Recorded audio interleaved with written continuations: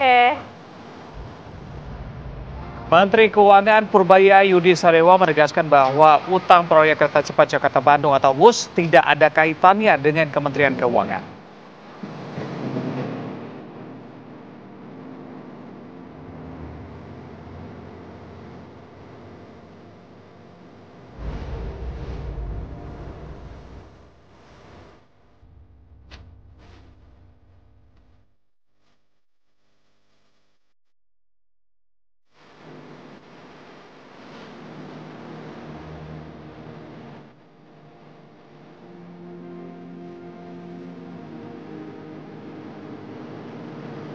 Pasca terjadinya ledakan tabung gas 12 kg di sebuah rumah di perumahan Taman Palem Lestari, Cengkareng, Jakarta Barat, Kepolisian Unit Reskrim Polsek Cengkareng menggelar olah tempat kejadian.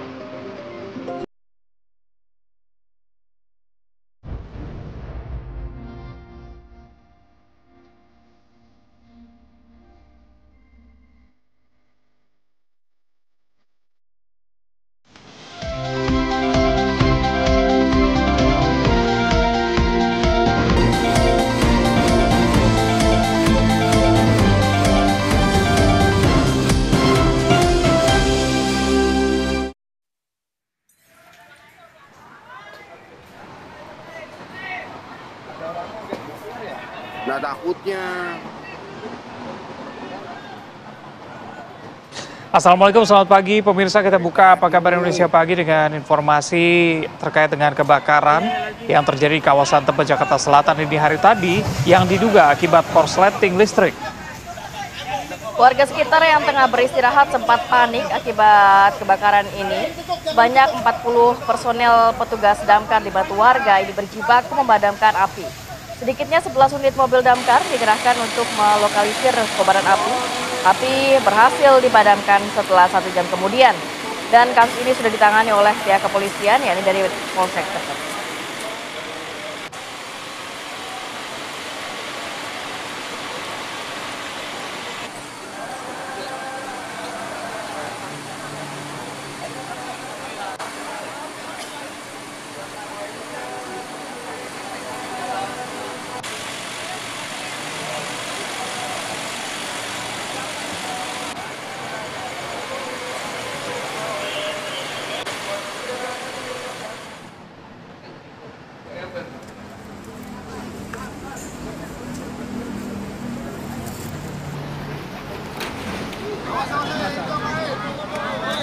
Masih dari informasi kebakaran pemirsa, kebakaran melanda 4 lapak yang berada di pinggir rel kereta api di Pademangan, Jakarta Utara pada Rabu dini hari. Dalam peristiwa ini, 4 penghuni yang terjebak dalam bangunan meninggal dunia.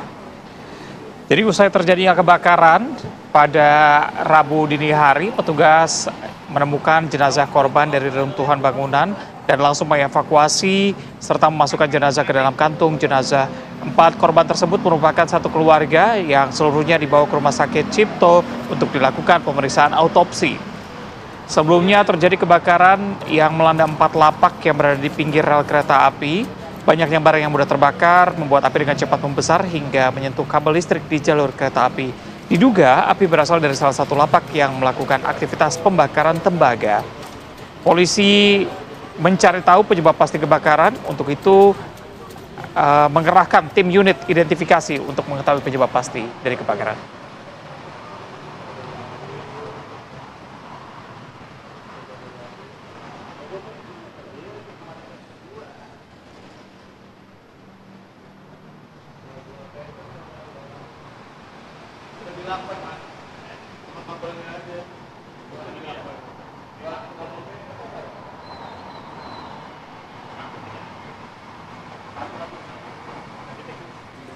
Assalamualaikum, selamat pagi pemirsa. Ratu, selamat pagi Reza. Jadi kita mengawali hari ini dengan 2 berita mengenai kebakaran, begitu ya. Selain kebakaran yang terjadi di Jakarta juga rasanya panas banget ya. Berapa hari terakhirnya Terutama warga Bekasi, saya mewakili warga Bekasi ini panas banget Ini kayaknya. ternyata sampai 37, 38, lucu deh banyak meme yang akhirnya beredar ya. Kan hari ini misalnya 36 derajat Celcius, besoknya 37 derajat Celcius. Berarti kita tiap hari dinaikkan derajatnya. Tapi kalau bisa jangan lebih tinggi lagi. Alhamdulillah pagi ini kelihatannya mendung, Adem. mudah-mudahan adem dan juga hujan Ya, nanti siang ya. itu dia. Karena dampaknya ternyata beberapa orang sampai sakit karena perubahan cuaca yang cukup Itu ekstrim dia ini. ya, jadi kita juga harap hati-hati kalau misal memang nggak ada aktivitas di luar, mendingan di rumah aja. Jaga kesehatan, minum vitamin, kemudian senengin diri, nonton gitu ya, belanja. Betul, biar happy terus Biar ya. moodnya naik. Tapi kita hadirkan tadi dua informasi, kita bergeser lagi ke informasi lain pemirsa. Ini ada sebuah kapal di galangan kapal milik PT ASL Tanjung Uncang Batu Aji, Kota Batam, Kepulauan Riau yang meledak hingga menimbulkan korban jiwa. Jadi pemirsa, dari informasi yang beredar ada dentuman keras yang terjadi pada Rabu dini hari. Kapal tanker ini yang tengah menjadi perbaikan tiba-tiba meledak. Api dengan cepat juga menghanguskan bagian dalam kapal dalam hitungan menit. Ini ada 10 pekerja yang tewas dan juga 21 lainnya luka-luka akibat ledakan ini. Untuk korban luka, beberapa di antaranya mengalami luka bakar dan benturan keras. Penyebab pasti masih diselidiki oleh pihak kepolisian untuk mengumpulkan barang bukti serta memeriksa saksi-saksi lapangan. Tim dari Inafis Polda Kepulauan Riau dan Satreskrim Polresta diterjunkan ke lokasi.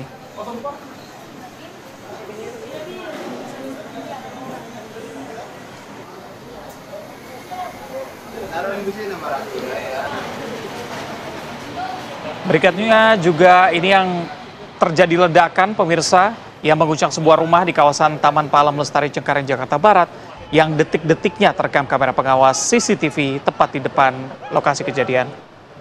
Inilah pemirsa detik-detik ledakan dahsyat yang menghancurkan 5 rumah di perumahan Taman Palem Lestari Cengkareng Jakarta Barat. Kalau kita melihat dalam rekaman CCTV ini terlihat ledakan berasal dari sebuah rumah yang berwarna merah muda di depan dari rumah yang memiliki CCTV ini. Seketika kayu dan juga atap rumah tersebut terlempar akibat ledakan, bahkan pagar dari rumah itu juga ikut terlempar ke rumah depannya. Ledakan itu turut berdampak kepada rumah yang berada di samping dan juga di depan rumah tersebut. Diduga pemirsa, ledakan dipicu akibat tabung gas yang mengalami kebocoran. Gas meledak saat penghuni rumah ini mencoba menyalakan kompor. Akibat ledakan, penghuni rumah yakni seorang lansia mengalami luka bakar serius. Korban juga telah dilarikan ke rumah sakit untuk mendapatkan perawatan lebih lanjut. Hati-hati pemirsa, karena memang ini kalau ngomongin gas ini sehari-hari kita gunakan ya. Iya. Kadang-kadang kita cek-cek juga secara berkala apakah gasnya bocor, selangnya. Betul. Regulatornya juga dicek. Juga betul.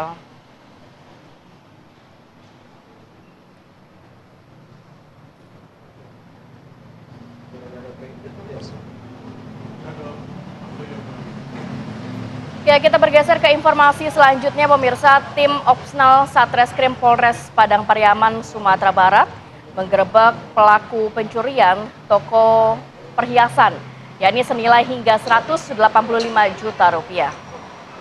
Jadi pelaku tersebut digerebek oleh petugas di rumahnya. Pelaku juga sempat memberikan perlawanan dengan menggunakan senjata tajam dan berupaya untuk melarikan diri. Namun petugas Polres Padang Pariaman akhirnya berhasil menangkap pelaku. Di hadapan petugas, pelaku mengakui perbuatannya telah melakukan pencurian di toko perhiasan bersama dengan 2 pelaku lainnya sekitar pukul 2 dini hari dan mengambil semua bahan serta perhiasan dalam toko tersebut. Saat ini pelaku telah diamankan di Mapolsek Lubuk Alung untuk pengembangan dan juga proses hukum lebih lanjut, sementara 2 pelaku lainnya masih dalam pengejaran petugas.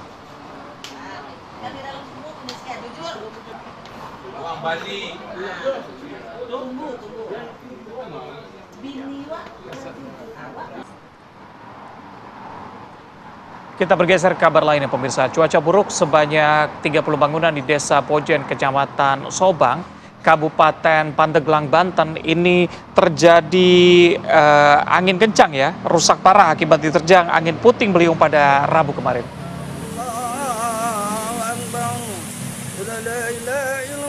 Terlihat atap masjid hingga bangunan rumah warga rusak parah, baik diterjang langsung angin puting beliung maupun tertimpa pohon besar. Sekdes Bojen Ayanto mengatakan bahwa sebanyak 30 bangunan yakni masjid, pondok pesantren, dan juga rumah warga rusak parah akibat cuaca buruk. Meski begitu pemirsa, tidak ada korban jiwa dalam peristiwa tersebut, tapi warga juga mungkin dihimbau untuk dapat melakukan antisipasi apabila cuaca buruk kembali lagi menerjang wilayah Pandeglang, Banten.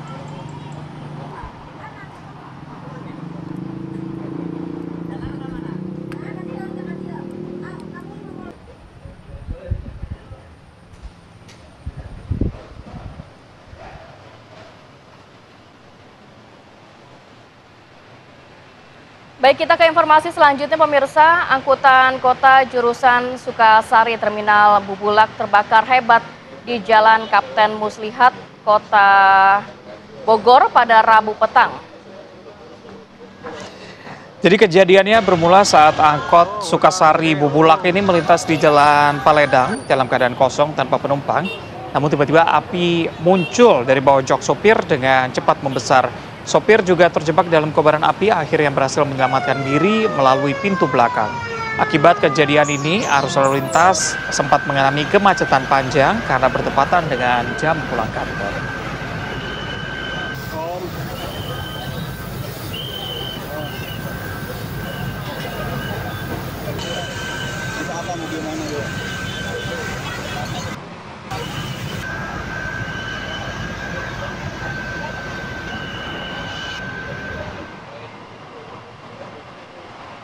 Kita bergeser ke Jawa Timur, pemirsa.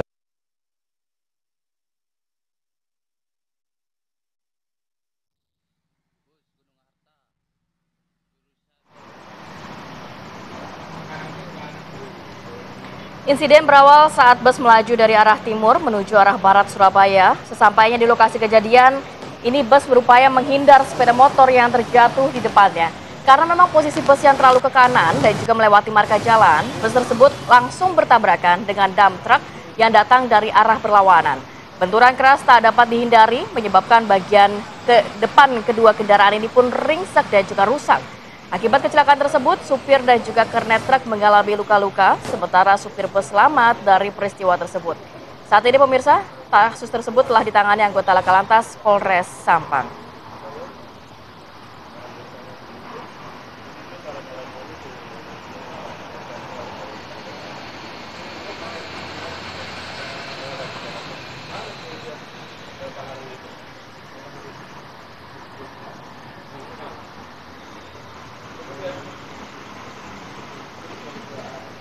Baik, sejumlah informasi sudah kita hadirkan pagi hari ini untuk membuka rangkaian pagi ini pemirsa. Nampaknya tidak lengkap kalau kita juga tidak memantau bagaimana kondisi terkini dari Simpang Pancoran, Jakarta Selatan. Sudah ada rekan-rekan dari NTMC Polri, sudah ada Bribtu Eklesia. Selamat pagi, Bribtu Eklesia, silakan informasinya.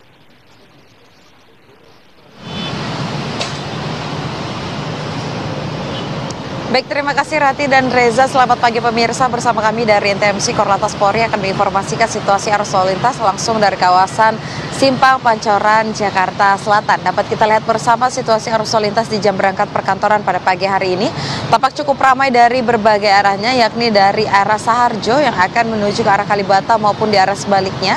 Pada pagi hari ini tampak cukup ramai, terjadi ketersendatan jelang antrian traffic light di kawasan ini.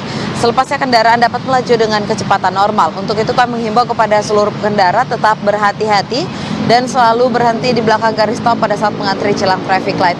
Dan dikarenakan cuaca yang tidak menentu di kawasan DKI Jakarta, kami menghimbau kepada seluruh pengendara untuk tetap berhati-hati dan juga tidak berhenti di bawah flyover demi kelancaran arus lalu lintas. Dan selanjutnya untuk situasi arus lalu lintas dari arah Cawang yang akan menuju ke arah Semanggi maupun Kuningan juga tampak cukup kondusif lancar pada pagi hari ini. Kami menghimbau kepada seluruh pengendara untuk mengecek kembali kondisi fisik Anda dan fisik kendaraan Anda dalam keadaan prima sebelum melakukan perjalanan. Dan berdasarkan data RSMS Korlantas Polri, angka kecelakaan lalu lintas di seluruh Indonesia per 1 kali 24 jam terjadi 230 kasus laka lantas yang mengakibatkan 11 orang meninggal dunia, 17 orang luka berat dan 164 orang luka ringan. Dari kasus laka lantas tersebut, 96% terjadi di jalan non-tol. Untuk itu pastikan kepada seluruh pengendara selalu menjaga jarak aman kendaraan Anda dengan kendaraan lainnya dan selalu menjaga batas maksimal kecepatan kendaraan Anda. Bagi Anda pemirsa yang mendapatkan informasi situasi arus lalu lintas selengkapnya, dapat menghubungi call center kami di 1-500-669 ataupun melalui SMS Center di 9119. Selamat beraktivitas, hati-hati di jalan, dan salam presisi. Demikian Bribtu Eklesia melaporkan, kembali pada Reza dan juga Rati. Silakan. Dari Bekasi kita terbang ke Malaysia. Cakep. Terima kasih Bribtu Eklesia. Pemirsa, kita akan ajak Anda untuk jeda sejenak. Usai jeda kami hadirkan informasi mengenai Presiden Prabowo Subianto yang menyampaikan pandangannya tentang arah ekonomi global dan juga keseimbangan sosial. Sesaat lagi usai jeda.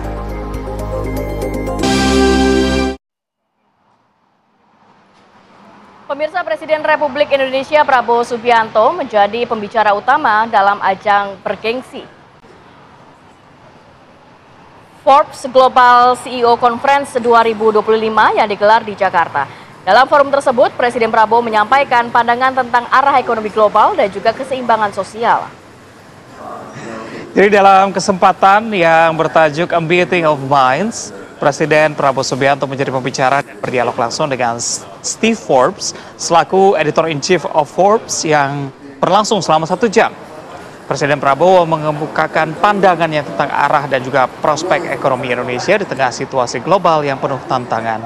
Secara strategis, keikutsertaan Indonesia dalam forum ini dinilai menjadi peluang untuk memperluas jaringan kerjasama ekonomi, mempromosikan potensi investasi nasional, sekaligus menegaskan tekad pemerintah dalam menyeimbangkan antara pertumbuhan ekonomi dan pembangunan yang inklusif. Ladies and gentlemen, what a great way to end this year's Forbes for speakers, guests, and sponsors.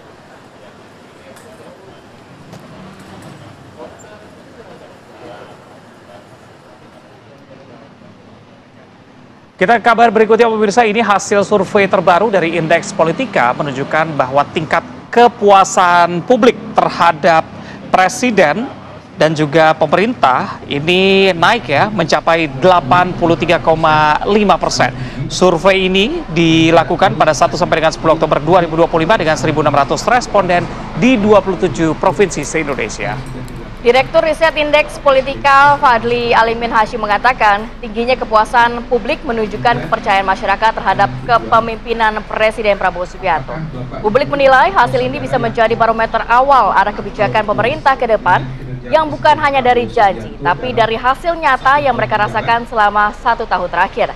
Sebanyak 90,8% responden mengetahui kegiatan dan juga kebijakan Presiden melalui pemberitaan media massa dan juga media sosial. Dalam kategori top of mind, beberapa menteri yang paling dikenal publik antara lain adalah Menteri ESDM Bahlil Lahadalia dengan program peningkatan lifting minyak dan juga biodiesel B45. Kemudian Menteri Pertahanan Jenderal Purnawirawan Syafri Samsudin yang dikenal dengan program transfer teknologi kapal selam Scorpion, drone dan juga pesawat tempur. Selanjutnya Menteri Pertanian Amran Sulaiman lewat program swasembada beras dan juga jagung.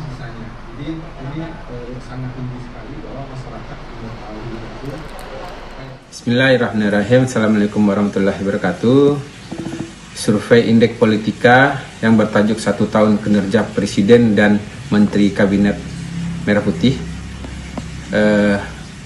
Survei ini dilakukan pada tanggal 1 Oktober hingga 10 Oktober 2025 terhadap 1.600 responden di 27 provinsi. Survei ini menggunakan metode multi-step random sampling dengan margin error plus minus 3% dan tingkat kepercayaan 95%. Hasil survei menunjukkan mayoritas publik 83,5% merasa puas dengan kinerja Presiden Prabowo Subianto selama 1 tahun memimpin. Sebanyak 90,8% responden mengaku mengetahui berbagai kegiatan dan kebijakan yang dilakukan Presiden melalui pemberitaan di media. Kemudian survei juga memberikan kategori top of mind atau menteri yang paling dikenal, yakni 1 Menteri Keuangan Pak Purbaya Yudi Sadewa, 2 itu Pak Bahlil Menteri ESDM dengan kebijakan biodiesel B45 dan peningkatan lifting minyak. Ketiga, itu Bapak Menhan, Bapak Syafri Samsudin dengan kebijakan transfer of teknologi soal kapal selam, drone, dan pesawat tempur. Keempat, Bapak Wihaji dengan kebijakan pengurangan stunting. Jadi ini pengurangan stunting signifikan di tahun 2024 ini sekitar 3 juta jiwa balita. Kelima, itu Menko AHY. Keenam, Bapak Menteri Pertanian, Pak Amran. Ketujuh, Menteri Agama, Bapak Nasaruddin Umar dengan kinerja penurunan biaya haji. Nah, ini top of mind menteri yang paling dikenal di masyarakat. Kita bergeser ke informasi selanjutnya. Ketua Umum Partai Nasdem Surya Paloh menemui Menteri Pertahanan Syafri Samsudin di Gedung Kementerian Pertahanan. Syafri menyebut Surya Paloh merupakan pimpinan partai politik pertama dari luar koalisi yang mengunjungi dirinya. Menteri Pertahanan Syafri Samsudin menerima kunjungan Ketua Umum Partai Nasdem Surya Paloh di Gedung Kemhan Jakarta. Syafri Samsudin menjelaskan, pertemuan dengan Surya Paloh merupakan silaturahmi. Menhan mengaku mendapatkan banyak masukan dari Ketua Umum Partai Nasdem. Syafri pun menyebut Surya Paloh adalah pimpinan partai politik pertama dari luar koalisi yang mengunjunginya. Mendapatkan reinforcement dalam tugas saya sebagai penentu kebijakan nasional untuk stabilitas, dan Pak Surya Paloh memberi masukan informal tetapi penuh dengan komitmen nasionalisme dan patriotisme yang beliau sampaikan kepada saya. Jadi terima kasih Pak Surya Paloh. Ini adalah kunjungan pertama partai politik di luar koalisi Indonesia Maju. Di sisi lain, Surya Paloh mendapatkan kehormatan luar biasa karena diterima langsung oleh Menhan. Ia fokus pada pembicaraan sinergi demi kemajuan bangsa. Tidak hanya Pak Syafri, saya sendiri juga mendapatkan banyak vitamin dari beliau tadi. Jadi ini saling memperkuat dan membesarkan hati. Itu pada ini. Membesarkan hati ini tentu kita harapkan melahirkan sebuah motivasi yang lebih kokoh, lebih kuat, memberikan keyakinan dalam kesadaran kita bahwa seberat-beratnya perjuangan apapun yang kita hadapi, itulah akan bisa kita hadapi bersama secara baik kalau memang diikhlaskan, diniatkan untuk cara menempatkan kepentingan bangsa di atas kepentingan pribadi kita. Itu satu. Saya pikir sama. Dan kedua, apakah memang ada pertemuan lanjutan? Pasti ada pertemuan lanjutan. Pertemuan yang juga membahas stabilitas nasional ini berlangsung selama 1 jam. Dari Jakarta, Asben Benef, TV One mengabarkan. Kita kabar berikutnya pemirsa, di tengah tarik ulur RUU KUHP, Komisi 3 DPR RI menggelar rapat dengar pendapat umum atau RDPU dengan Aliansi Mahasiswa.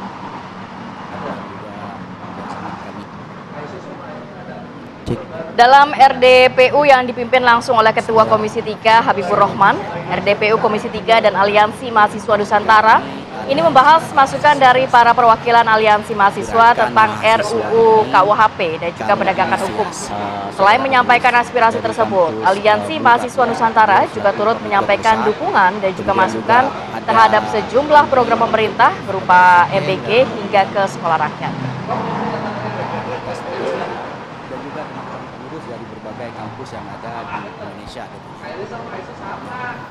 Pada kesempatan kali ini, saya sebagai pembuka ingin menyampaikan beberapa poin yang nanti akan juga dikembangkan oleh teman-teman yang lain. Poin yang pertama, kita harus ajak pemirsa untuk jeda dulu sejenak, nanti kita hadirkan informasi terkait diduga ribut soal lahan perkelahian antara warga yang terjadi di Kabupaten Bangli, Bali. Ini menewaskan 2 orang warga dan 1 orang mengalami luka parah. Saat lagi tetap bersama kami.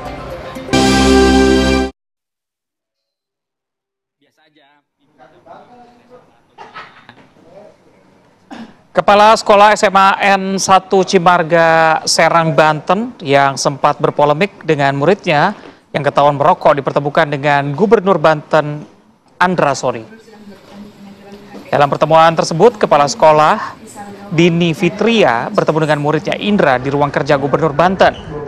Keduanya saling menyampaikan permintaan maaf dan bersepakat untuk memaafkan satu sama lain. Dini Fitra juga mendoakan muridnya untuk menjadi pribadi yang sukses. Pertemuan yang juga dihadiri oleh wali kelas Indra. Atas peristiwa ini ada 630 siswa SMA N1 Cimarga yang sebelumnya mogok sekolah sejak kemarin sudah mulai kembali belajar. Ibu maafkan dan begitu juga Ibu minta maaf, dan terkait kata-kata itu semoga di hati Indra.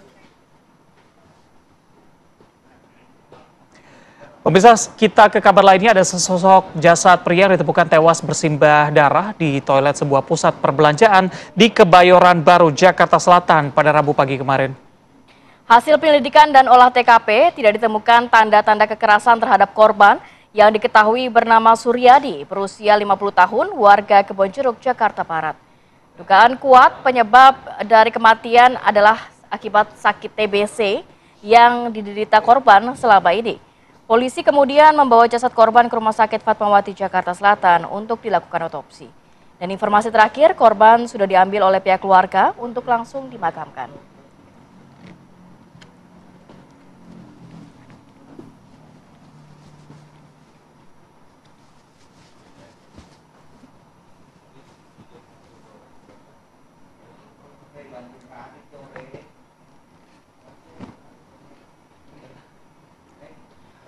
Kita ke informasi selanjutnya, pemirsa. Warga desa Lawe Pola, Kecamatan Lawe Sumur, Aceh Tenggara, Aceh dihebohkan dengan aksi perkelahian antara paman dan juga keponakan yang mengakibatkan satu di antaranya meninggal dunia.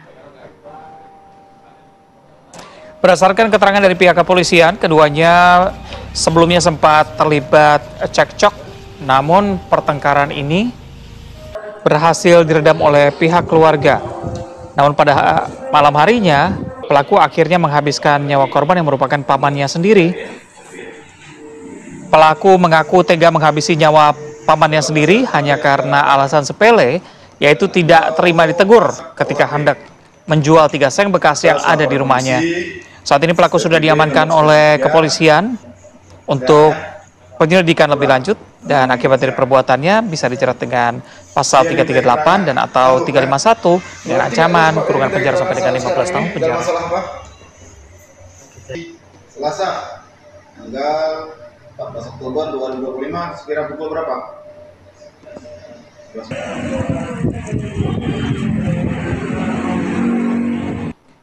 Dari Aceh kita bergeser ke Bali, pemirsa. Perkelahian yang berujung pada hilangnya nyawa kembali gegerkan Kabupaten Bangli, Bali.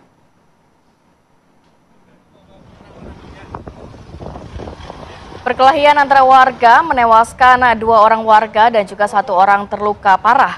Perkelahian yang terjadi melibatkan sesama warga di Banjar Tabu, Desa Songan, Kecamatan Kintamani. Akibat perselisihan masalah lahan yang digunakan oleh para tersangka tanpa seizin korban selaku pemilik lahan. Perkelahian antara tetangga menggunakan senjata tajam mengakibatkan 2 korban.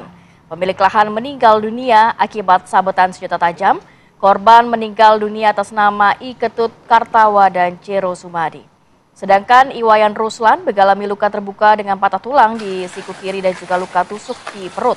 Hingga saat ini polisi telah mengamankan 3 orang warga dan telah ditetapkan sebagai tersangka dalam kejadian ini.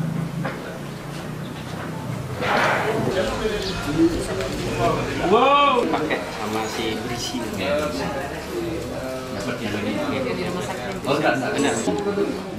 Dan untuk mendalami kasus ini kita akan langsung bergabung dengan Kompol Dwi Puja Regama selaku Kapolsek Kintamani. Selamat pagi. Assalamualaikum Pak Kapolsek.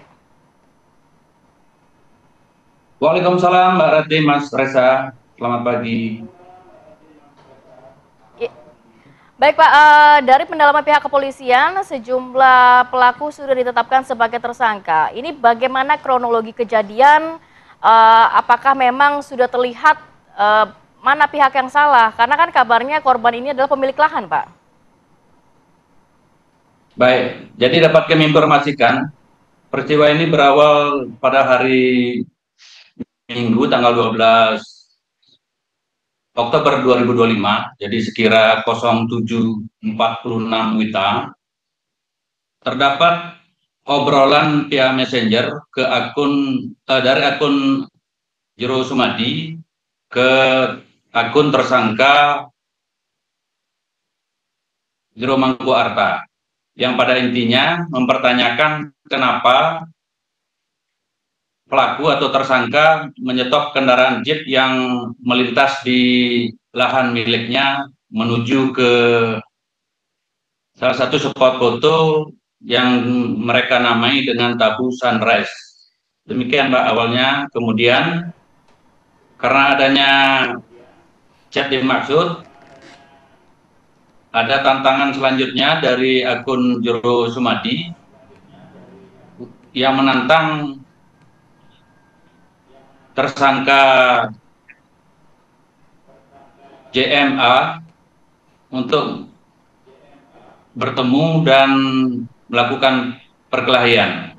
Selanjutnya, pada saat tersangka JMA kembali ke rumahnya, dihadang oleh korban Jero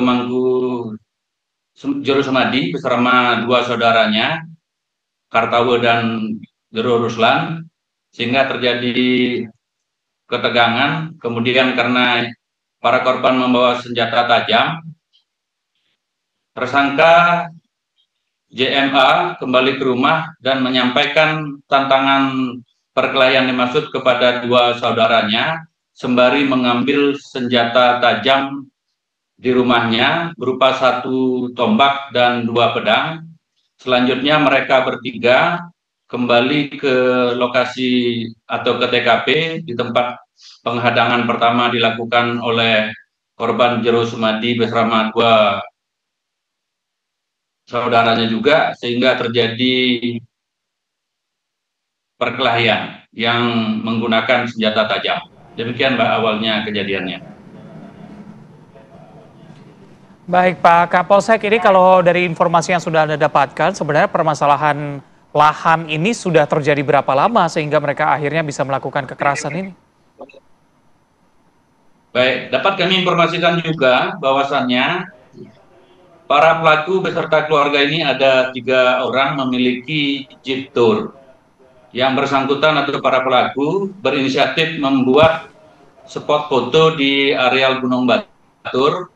Selanjutnya, 2 bulan kemudian karena Jeep Tour ini melintasi atau melalui ladang dari keluarga para korban, sehingga para korban pun bergabung di komunitas Jeep Tour itu. Selanjutnya, sudah beroperasional sekira 1-2 bulan, namun ada beberapa warga masyarakat yang ladangnya juga dilintasi oleh Jeep Tour merasa keberatan, sehingga aktivitas kegiatan di spot foto dimaksud terhenti sudah sekira 6-7 bulan yang lalu. Pada hari kejadian, hari Minggu tanggal 2 Oktober 2025, ternyata terdapat aktivitas sekira 5-6 Jeep Tour yang mengarah ke spot foto yang berpapasan dengan tersangka JMA dan sempat dihentikan. Kemudian drivernya dipertanyakan kenapa masuk ke spot ini, padahal ini kegiatannya sudah vakum, sehingga disampaikan oleh driver atas seizin korban dari Jero Sumadi untuk melakukan aktivitas pada hari itu. Demikian, Mas. Sejauh ini sebelum adanya tindakan kekerasan tersebut, Pak, apakah sudah ada komunikasi, mediasi yang dalam arti untuk mencapai kesepakatan bersama? Karena kan pemilik lahan mungkin merasa tidak mendapatkan keuntungan dari spot foto yang ada saat itu. Sebenarnya di awalnya antara para pelaku dan keluarga korban ini sudah sempat membentuk komunitas Jeep Tour yang melibatkan beberapa komunitas Jeep Tour yang berada di seputaran Kintamani. dan sempat juga korban Jero Sumadi ditunjuk atau dipilih sebagai ketuanya.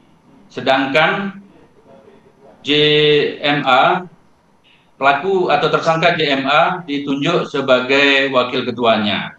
Jadi kegiatan ini terhenti memang semata-mata karena adanya beberapa warga yang lahannya atau ladangnya dijadikan jalan yang merasa keberatan. Di antara mereka berdua sebenarnya tidak ada permasalahan yang krusial sebelum kejadian. Demikian, Mbak. Oke, Pak Kapolsek, sebenarnya untuk membuat spot foto tersendiri seharusnya izinnya seperti apa? Apakah bisa dibilang bahwa sebenarnya ini tidak ada izin juga begitu dari kedua belah pihak? Betul, setelah kami telusuri,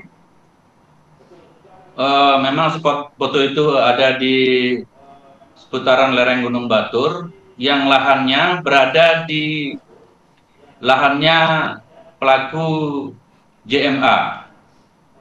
Namun menuju ke arah spot foto itu melintasi beberapa lahan atau ladang milik warga lain, termasuk ladang atau lahan dari korban Jero Sumadi beserta keluarganya. Demikian, Mas.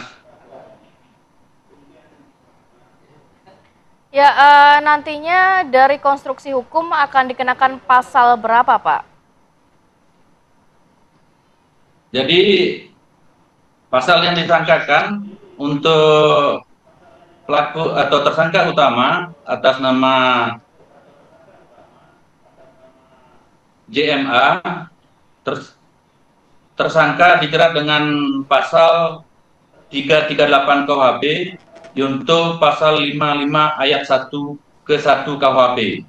Subsidiar pasal 170 ayat 2 ke 3 KUHP dan atau pasal 351 ayat 2 KUHP dengan ancaman hukuman maksimal 15 atau 12 tahun penjara.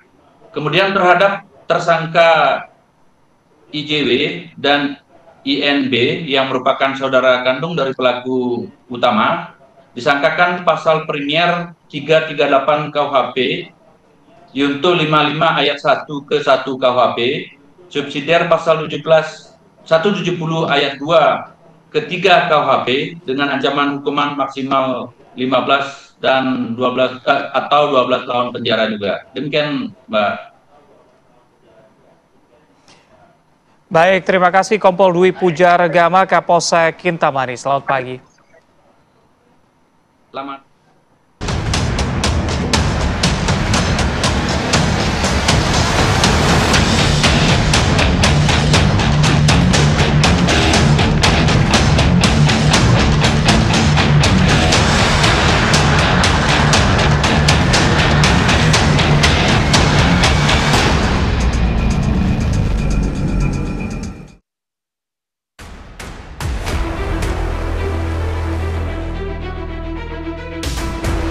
Menteri Keuangan Purbaya Yudi Sadewa menegaskan bahwa utang proyek kereta cepat Jakarta-Bandung atau WUS tidak ada kaitannya dengan Kementerian Keuangan.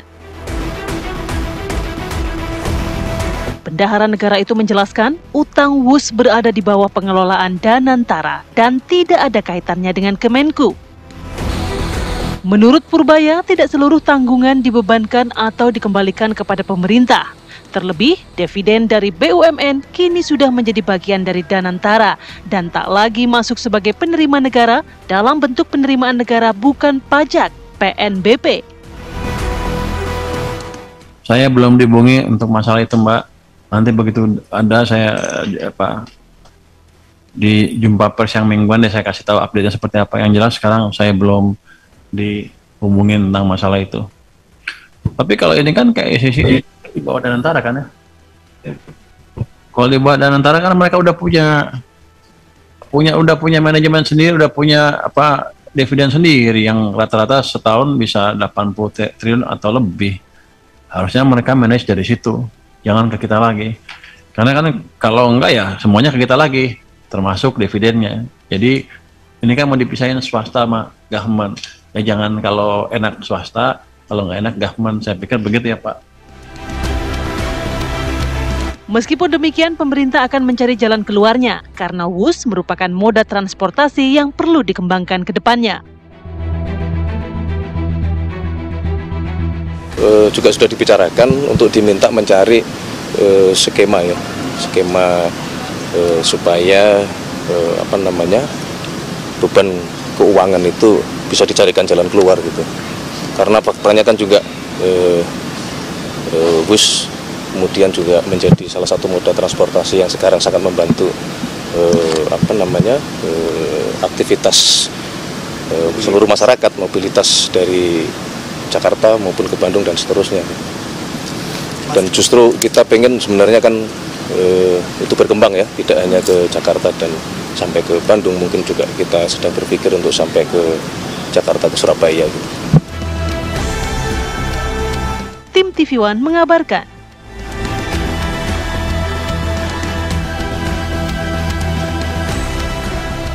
Disambungin dengan kereta bandara gitu. Ya, pemirsa, ini pemerintah menegaskan tidak akan menggunakan dana APBN nantinya untuk menanggulangi utang kereta cepat Jakarta-Bandung. Nah, pertanyaan ini juga sekaligus yang mengkhawatirkan masyarakat. Nantinya akan seperti apa skema yang digunakan untuk menghilangkan atau membayar hutang-hutang dari kereta cepat hari ini. Kita akan membahas dengan narasumber yang sudah hadir di studio. Sudah ada Pak Heri Gunawan, pengamat BUMN, dan juga Pak Fernando Hadityo Ganinduto, anggota Komisi 6 DPR RI. Selamat pagi Bapak-Bapak. Assalamualaikum. Waalaikumsalam. Saya ke Pak Heri dulu. Pak Heri, kita fokus ke solusinya begitu ya. Ini ada berbagai solusi yang ditawarkan, tapi Pak Purbaya juga bilang bahwa ini bukan kewenangan dari Kemenkyu gitu. Seharusnya solusi apa yang diambil oleh pemerintah untuk menyelesaikan permasalahan ini? Nah, kalau kita bicara solusi, kan kita mesti kenali masalahnya. Masalahnya sekarang itu KCIC atau kereta cepat ini beroperasi secara rugi. Nah, kenapa sejak awal rugi? Sejak awal dia rugi. Nah, baru sampai hari ini kan dia beroperasi 2023. Nah, kemudian di 2024 kalau kita baca laporan tahunannya kereta api, di situ dijelaskan kereta cepat Jakarta-Bandung itu dalam 1 tahun 2024 cuma ada 6 juta. 6.050.000 pengunjung yang menggunakan kereta tersebut. Nah, dari targetnya? Artinya kan cuma 16.500 per hari. Targetnya itu 30.000 per hari. Ini kan baru separohnya nih, baru separuh cangkir. Dengan demikian apa?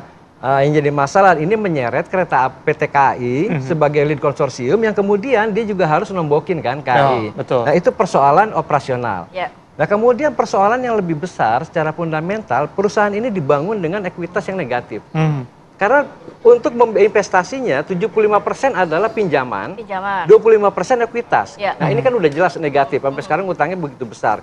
Tapi sudah mulai harus dicicil ketika beroperasi. Nah, ini grace periodnya kurang panjang. Makanya penyelesaiannya adalah harus jangka pendek dan jangka panjang. Nah, kalau berharap dari pemerintah dalam hal ini APBN, itu jelas tidak mungkin. Kenapa? KCIC itu bukan BUMN. Kan definisi BUMN itu satu, ada kepemilikan saham langsung dari pemerintah. Kedua, atau pemerintah tidak memiliki saham langsung tapi punya saham istimewa. Seri A Dwiwarna. Nah, itu baru BUMN. Baru bisa kita masukin PMN di situ. Tapi kan ada 4, KAI, Wijaya Karya, Jasa Marga, dan juga ada PTPN. Betul. Yang BUMN itu adalah KAI, Wijaya Karya, PTPN 7, dan Jasa Marga. PSBI-nya, pilar sinergi BUMN yang memiliki KCIC, ini bukan BUMN, anak usaha BUMN. Jadi kepemilikan saham pemerintah itu tidak secara langsung. Nah, artinya kalau pakai APBN, statusnya apa? Uang yang dikucurkan di situ, makanya nggak bisa. Makanya di sini pentingnya adanya Danantara. Danantara harus mencari solusi-solusi yang inovatif. Misalnya, salah satunya ya, ini kan mungkin karena ini perusahaan ini katakanlah ini kalau kita masih mau melihat niat baik, katakanlah perusahaan ini potensial nih, KCIC, KCJB ini, kereta cepat Jakarta-Bandung. Untuk sementara kan digandeng dengan perusahaan yang untung.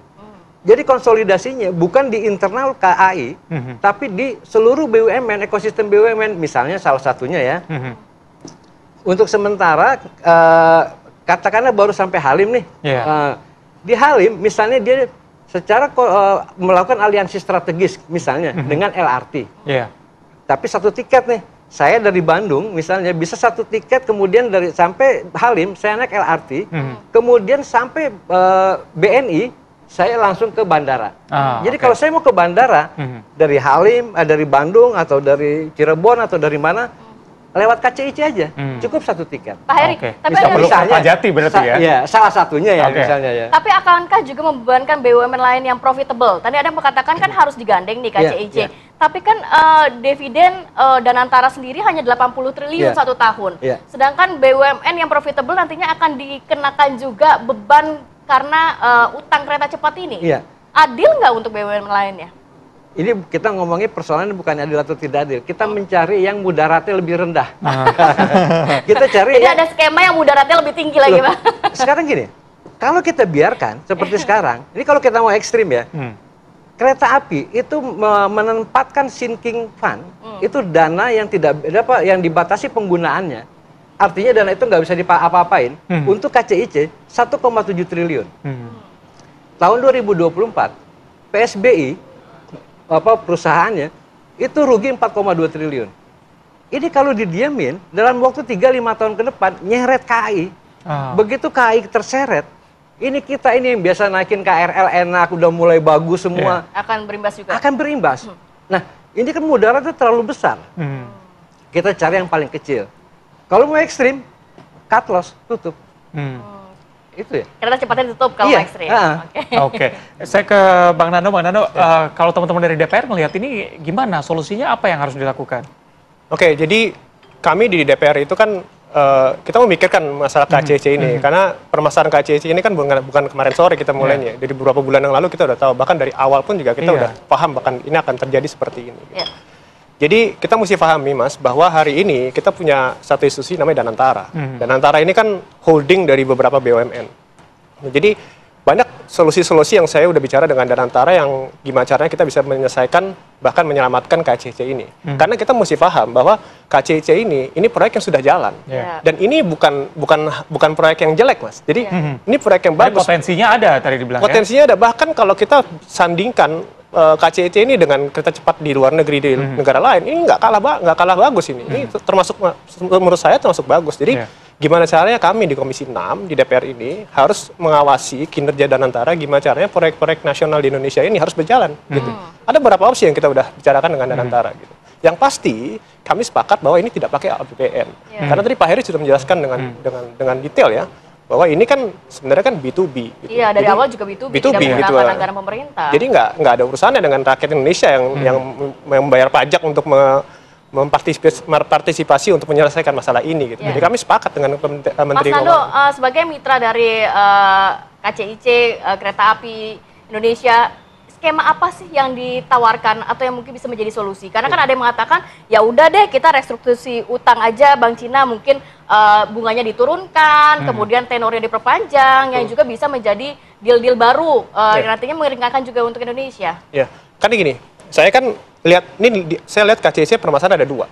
Pertama dari pinjaman bank, termasuk bunga diantaranya, dan tadi yang Pak Heri katakan harus salesnya harus ditingkatkan. Dua permasalahan ini harus berparalel, nggak bisa cuma satu doang. Satu lagi nggak ada. Jadi yang pertama adalah benar tadi renegosiasi harus dilakukan. Bahkan kita harus gimana caranya bunga yang sangat besar ini itu bisa kecil. 2 triliun kabarnya. 2 triliun. Bahkan pendapatan KCIC dalam 1 tahun itu kan 1,5 triliun, hanya 1 triliun aja. Itu dari segi bisnis dari orang manapun mikir itu nggak akan tutup dan itu nggak akan. Nah itu gimana caranya bunga itu harus kita turunkan. Banyak caranya. Apakah kita injek uang atau kita pakai Danantara akan mikirkan itu. Yang kedua, tadi Pak Heri sudah menjelaskan bahwa sales kita harus dinaikin karena sales kita jauh di bawah target. Gitu. Nah saya kepikiran Pak. Jadi contoh misalnya kita di dalam KCIC ini kan salesnya rendah. Gimana cara kita menaikin sales ini? Kita harus berkonsolidasi dengan BUMN lain. Misalnya ini contoh aja ya, bukan sesuatu yang pasti. Contoh aja yang saya pikirkan dari malam. Kita bikin kayak sebuah theme park gitu di Bandung gitu. Yang mungkin BUMN lain bisa membuat itu gitu. Akhirnya sales ini akan naik dengan adanya perjalanan antara Jakarta dengan Bandung untuk berkunjung ke theme park gitu kan. Theme park ini kan bukan hanya momentum setiap tahun sekali gitu enggak kan. Ini kan terus-terusan. Sustain ya. Sustain ya. Jadi seperti cara-cara seperti ini kita harus pikirkan atau mungkin tadi Pak Heri bilang stasiunnya tambah sampai di tengah-tengah kota. Jadi akhirnya orang kota yang mau ke Bandung memilih KCC dibanding dia lewat tol. Mungkin dari Bekasi, mungkin di dekat dan seterusnya gitu. Jadi solusi-solusi ini udah kita pikirkan. Jadi masyarakat nggak usah khawatir, walaupun ini memang sesuatu yang besar, sesuatu yang harus diselesaikan, kita udah memikirkan ini dan kita akan, insya Allah dalam waktu dekat kita akan selesaikan. Oke, apakah dari teman-teman DPR juga mempertimbangkan untuk memperluas menuju Jawa Tengah atau Jawa Timur begitu? Mungkin bisa dijawab usai jeda. Kita bersama kami di Apa Kabar Indonesia Pagi.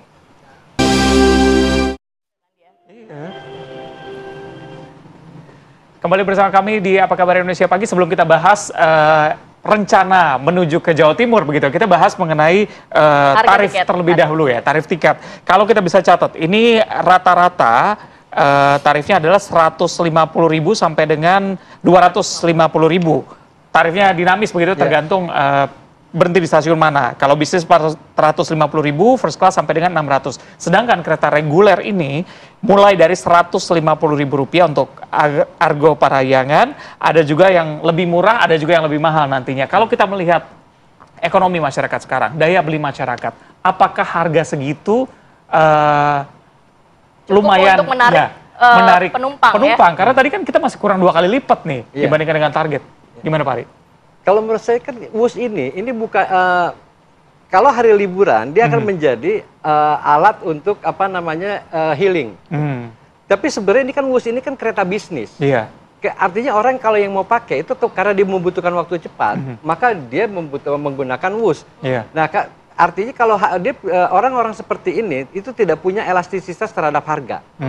Jadi ya kalau harga berapa juga tetap aja. Dia akan bayar. Dia akan bayar. LRT pun misalnya kan kalau memang dia merasa apa dia akan bayar. Kalau murah mau murah mungkin naik bus, naik travel yang langsung atau gitu ya. Kalau dia mau agak lambat sedikit naik Parahyangan. Nah, jadi itu dia tingkat elastisitasnya itu rendah lah. Jadi nggak banyak pengaruh kalau misalkan harga dinaikin. Tapi persoalannya positioningnya yang WUS sekarang ini kan masih belum kena. Kalau kita lihat kenaikan penumpang tertinggi, katakanlah 20.000 per hari, itu terjadi pada akhir tahun 2024. Jadi ketika orang lagi liburan. Lagi peak season ya. Jadi ini sebenarnya pengunjung-pengunjung yang semu. Pengunjung-pengunjung yang semu kan ketika mereka nggak libur, mereka nggak naik. Makanya kalau dihitung rata-rata cuma 16.000 per hari. Gitu. Nah ini harus didefinisikan ulang sama WUS itu. Sebenarnya target market yang mereka mau kejar itu yang mana. Gitu ya. Bayangin kalau misalkan saya orang Bandung, misalnya saya bekerja di Jakarta, posisi saya bagus, saya pengen cepat, kenapa dia nggak jemput saya di rumah untuk sampai naik WUS? Saya akan bayar biaya terusan. Biaya terusan. Kalau sekarang kan ada biaya terusan gitu ya, ada jadi diskon menjadi 175.000 kalau nggak salah. Kalau misalkan kita beli untuk 3 bulan atau 1 bulan gitu kan, ada biaya terusan. Nah ini sekarang biaya terusannya itu plus transportasi yang lain, kan masih mungkin. Tapi Pak Heri, persoalan kreativitas. Nah, tapi sebenarnya untuk kaum mendang-mending mungkin gitu ya, untuk indis ekonomi banyak masyarakat yang mikir gini, lebih baik saya naik transportasi lain, kalau naik bus itu sampai di tempat stasiun di Bandung, saya harus nyambung lagi dengan feeder kah yang feedernya juga tidak begitu banyak, harus ngantri, atau dengan kendaraan lain yang harus costnya lebih banyak dibandingkan naik travel yang di setiap titik di lokasi di Bandung ada. Gitu kan? Nah, itulah makanya menurut saya positioningnya WUS itu secara marketing harus ditempatkan ada di atas. Jangan masuk ke kelas menengah ke bawah. Dia di situ udah ada substitusinya apa travel yang murah segala macam bisa itu juga bisa berhenti di rest area. Nah, itu ada bus, ada Parahyangan. Dia nggak mungkin berhadapan dengan ini. Itu WUS itu. Menurut saya WUS itu kelasnya dinaikin lagi. Suka atau tidak suka ya harus begitu. Kemudian dari situ orang kalau udah dinaikin kelasnya lagi, udah ketemu positioningnya seperti itu, maka kemudian harga itu menjadi aman. Mau dibikin harganya 450.000 atau 500.000. Nah, tapi itu harus dipelajari sama dia perilaku ininya konsumennya dia. Karena banyak yang jadikan WUS ini kayak wahana begitu ya, kalau lagi liburan pakai aja biar cepet, yang penting nyobain gitu. Kita udah nyoba daripada jauh-jauh ke luar negeri, bisa ada ini pilihan lainnya. Sedangkan seharusnya targetnya untuk pembisnis yang memang waktu tidak bisa negosiasi lagi, harus pergi dengan cepat begitu ya. Tapi kalau kita bicara tadi begitu ya, tujuan untuk memperpanjang rute sampai dengan Jawa Tengah, Jawa Timur, apakah ini bisa jadi solusi? Jangka panjang iya, bisa jadi solusi sekarang, tapi persoalannya nggak bisa dalam waktu sekarang atau 5 tahun ke depan, terlalu sulit. Kenapa? Kita lihat WUS aja sekarang, 148 km dari Halim ke Bandung, Bandung separuh gitu kan. Nah itu cuma 148 km, itu dimulai groundbreaking 2016, kemudian jadi tahun 2023. Ada waktu 7 tahun, baru selesai, baru bisa dipakai. Nah ini, katakanlah kita diskon 2 tahun karena ada COVID, jadi 5 tahun. Kalau kita mau sampai Surabaya, itu kan harus dikali 5. Karena kan 750 kilo kan, Surabaya. Harus dikali 5, berarti 25 tahun. Persoalannya pemerintah, ini biasanya itu berpikir adalah politik. Apa? Kredit buat saya nggak ada. Kenapa mesti? Dan kedua, urgensinya nggak ada. Kalau saya bawa, ini harus dipikirkan oleh Danantara yang mikirin. Nah, itu dia. Pak Nando, kalau berbicara tadi kita saat off air juga ngobrol-ngobrol ya, ternyata kan Luwus ini kan memang tracknya sendiri, kemudian stasiunnya juga bangun sendiri. Sebenarnya kalau kita lihat di luar negeri kan bisa saja digandeng dengan track-track yang sudah ada atau stasiun yang sudah ada. Nah, apakah sebenarnya kalau dari sisi pengawasan atau mungkin audit yang pernah dilakukan BUMN khususnya untuk KAI dan juga KCIC ini, DPR melihatnya ini juga akan berpengaruh terhadap biaya operasional, jadi apakah memang biaya operasional Wush yang tinggi ini akhirnya mempengaruhi juga terhadap harga kereta api reguler? Dan solusi yang tadi diberikan oleh Pak Heri ini cukup nggak sih sebenarnya? Ya, jadi gini, kalau kita bicara track ya, jalur ya, kalau jalur kita samakan dengan jalur yang biasa itu nggak mungkin. Ya, mungkin jalur di stasiunnya sama tapi jalurnya berbeda begitu ya. Nah, harus jadi jalur harus beda. Kita berangkatnya dari situ dulu. Nah, yang kedua, yang ideal di setiap negara itu jalur yang dibangun itu mestinya pemerintah, infrastrukturnya yang bangun harus pemerintah. Tapi kalau untuk kereta cepat ini justru itu Wush yang bangun. Wush yang bangun. Itu membuat akhirnya kosnya tinggi. Itu akhirnya membuat kos jadi tinggi gitu. Jadi sebenarnya yang ideal pada saat pembangunan Wush ini, saya waktu itu belum menjabat, jadi saya belum mengawasi. Tapi mesti yang ideal itu adalah infrastruktur dari si tracknya itu mesti pemerintah yang menyediakan. Wush tuh hanya segi bisnisnya aja gitu. Nah, itu yang lebih ideal sebenarnya. Tapi itu udah cerita lama lah. Kita terjadi, kita nggak usah mikirin itu. Tapi gimana caranya kita ke depan menyelesaikan masalah KCIC ini gitu. Dan masih banyak solusi-solusi yang akan kita lakukan. Gimana caranya kita menyelesaikan KCIC ini gitu. Kita di Komisi 6 kan punya 1046 BUMN. Jadi bukan hanya KCIC aja, bukan hanya KAI aja, bukan hanya yang lain-lain aja. Tapi kita banyak yang kita selesaikan. Dan ini salah satu permasalahan yang kita akan selesaikan. Gitu. Banyak yang lain yang kita akan selesaikan. Oke, Bang, kalau misalnya solusi untuk menurunkan harga sempat dibahas juga nggak sih? Misalnya ketika tadi range harganya sampai dengan 250.000, mungkin diturunkan jadi 100.000 supaya penumpangnya lebih banyak dan juga menuju keuntungannya juga bisa lebih dapat. Itu sempat ada perbincangan. Kalau menurunkan tiket, itu kita segini aja udah kurang. Kalau kita turun, tapi kan nanti penumpangnya malah justru lebih banyak. Ya, tapi kan kita mesti bayar utang nih, Mas. Kita mesti bayar utang, kita kan mesti banyak tanggung jawab kita turunkan harganya, makin kecil lagi pendapatan kita. Kita sekarang cuma 1,5 triliun dalam setahun gitu. Kalau kita turunkan lagi, itu nggak bisa lebih kecil lagi pendapatannya gitu. Jadi kita nggak akan selesaikan gitu. Penyelesaiannya adalah bunganya itu kita harus renegosiasi. Gitu. Oke. Nah, kalau berbicara mengenai skema-skema bunganya harus diringankan, seperti mungkin Malaysia pernah melakukan hal yang sama dengan pihak Cina. Kita sudah sampai di level mana sejauh ini dari pengawasan DPR? Sudahkah ada arah ke sana? Belum. Kita belum ke sana. Kita baru akan melakukan, kan kami sekarang lagi reses ya. Jadi kita belum bisa memanggil mereka gitu. Cuma dulu sebelum Danantara mulai bekerja, mereka kan mempresentasikan RKP ke kami kan di Komisi 6. Itu salah satu yang akan diselesaikan adalah KCIC juga. Bukan hanya KCIC aja, semua Garuda, Krakatau Steel dan seterusnya itu semua udah mereka pikirkan gitu. Tentunya ini kan permasalahan bukan permasalahan penyelesaian 1-2 malam ya. Jadi ini perlu waktu, perlu effort dan perlu dukungan dari berbagai lembaga dan instansi gimana cara kita selesaikan masalah ini gitu. Tapi kalau dari Anda dari sisi DPR ini masih optimis karena kan di awal proyek ini baru menjadi perbincangan, belum jadi begitu ya. Banyak yang mengatakan ini proyeknya akan merugi. Kita akan balik modal setelah 100 tahun. Ini waktu yang panjang loh, Mas. Yeah. Apalagi kalau sekarang kita menambah trek lagi sampai Surabaya, kemudian utangnya berbunga-bunga dan itu akhirnya menambah utang kita. Yeah. Saya sebagai wakil rakyat, itu kalau saya nggak optimis, siapa lagi yang akan optimis gitu kan? Dan dari segi bisnis pun, dari segi korporasi pun, itu masalah-masalah seperti hal kecil, Pak, yang kita harus selesaikan. Jadi kalau kita petarung, kalau ada masalah seperti ini, kita selesaikan, kita bukan mundur. Kita cari solusinya, kita sama-sama bersama rakyat Indonesia menyelesaikan masalah ini, supaya mata Indonesia di depan dunia itu akan ada. Ya tadi saya bicara di awal, KCIC ini bukan barang jelek, ini barang bagus. Ini kan kereta yang sangat sangat kami banggakan juga gitu. Kami naik KCI itu sangat bangga juga, kita punya kereta cepat di Indonesia kan. Ini yang pertama, ini pioneer gitu. Dan kita bicara kita harus sampai ke Surabaya, sampai ujung Jawa gitu. Jangan semua sampai Jakarta Bandung aja gitu. Baru itu akan menjadi sesuatu yang sangat bagus sekali untuk Indonesia. Fokusnya di solusi bukan di masalah ya. Terakhir Pak Heri, berapa lama tenggat waktu yang harus difikirkan oleh teman-teman baik itu dari DPR maupun dari Antara untuk menyelesaikan masalah ini supaya operasional bisa berjalan dengan lancar semuanya? Nggak perlu ada tenggat waktu, menurut saya itu besok harus jadi skenario-nya ya.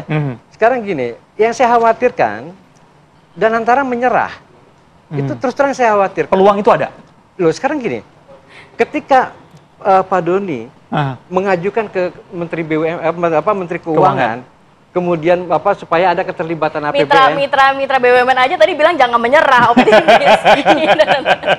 Ya saya khawatirkan tuh itu. Makanya dan Antara harus semangat juga. Gitu loh. Jadi harus mereka tuh ini untuk menyandarkan menyandarkan diri ke pemerintah, ke negara. Itu untuk sementara dibuang dulu deh. Jadi pikirkan bagaimana ini harus dicarikan solusinya gitu. Tapi yang paling penting untuk sementara itu bagaimana dalam jangka waktu yang nggak terlalu lama itu harus ada dipotong dulu dari beban KAI. Jangan yang saya khawatirkan itu KAI itu terseret karena ini bisa sistemik. Karena bisa sistemik, nanti kalau KAI terseret itu yang akan menjadi korban itu adalah masyarakat yang lebih banyak dan ini bisa jadi masalah sosial. Gitu. Saya naik LRT, naik ini juga, naik kereta juga, KRL, gitu. Jadi bayangin naik KRL setiap pusing kalau subsidi nanti dicabut, harganya naik, kita jadi pusing semuanya begitu ya. Kalau gerbongnya sudah mulai karatan, KAI udah nggak punya duit untuk investasi, dia mau ganti gerbong nggak bisa, tapi karena uangnya kepake untuk KCIC, apa nggak ribut orang itu? Jadi berdampak terhadap kereta api jarak jauh lainnya mungkin ya, atau kereta api di dalam kota. Betul. Dan menurut saya tadi pikirkan KCIC itu kereta cepat, bagaimana itu didorong menjadi ini ya, menjadi kereta elit. Udah untuk sementara posisikan aja kayak kereta gitu. Elit di ekonomi yang sulit saat ini. Gitu. Sekarang gini, bayangin ya, ini saya di kereta itu bayangin kalau kereta itu di situ ada ruang untuk negosiasi. Dan saya mau naik belum kereta. Nanti udah sampai Pak, karena cepat banget. Kan cuma semuanya kan udah proses kalau yang itu udah dibicarakan. Jadi maksudnya ketika saya misalkan di Bandung, saya mau naik bus, itu saya dijemput. Saya rela bayar 450.000 misalnya gitu ya. Kayak gitu-gitu. Nah, tapi untuk momen-momen tertentu, hari libur, musim liburan segala macam, maka itu akan menjadi wahana liburan. Itu. Tapi di luar itu hari kerja, maka dia harus menjadi jangan masukkan positioningnya itu seperti kereta parahyangan. Karena substitusinya begitu banyak. Levelnya nggak di situ. Levelnya nggak di situ lah. Orang akan milih yang itu nanti. Betul. Nah ini sesuai dengan namanya, kita harapkan solusi dari permasalahannya juga begitu cepatnya juga diselesaikan ya. Terima kasih Pak Heri Banando sudah berbincang bersama kami di Apa Kabar Indonesia pagi hari ini. Ya kita akan jeda sejenak dulu ya. Kita punya informasi apa? Nanti kita akan hadirkan pemerintah memastikan kontaminasi zat radioaktif cesium-137 yang memicu kekhawatiran pasar ekspor khususnya udang ke Amerika Serikat berasal dari aktivitas industri logam di kawasan Cikande, Banten. Selengkapnya saat lagi tetap bersama kami.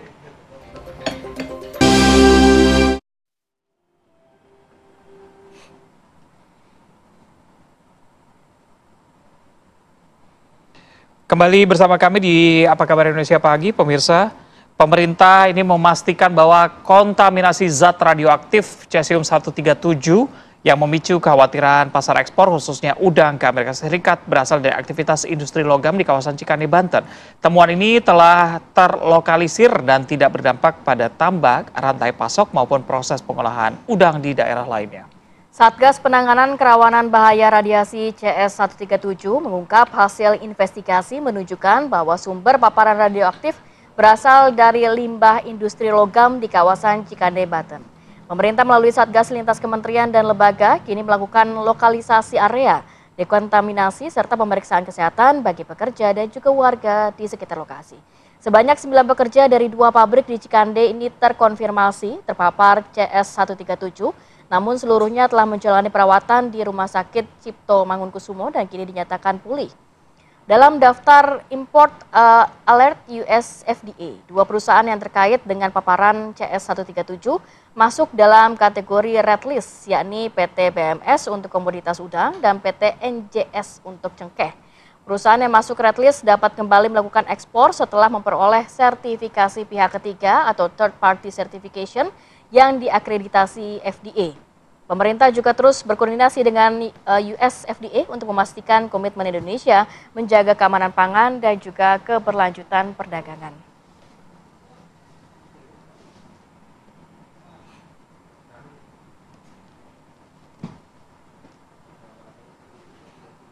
Baik, untuk mendalami mengenai hal ini kita akan langsung bergabung dengan Ibu Lin Yola, pengamat lingkungan Universitas Indonesia. Assalamualaikum, selamat pagi Ibu Yola.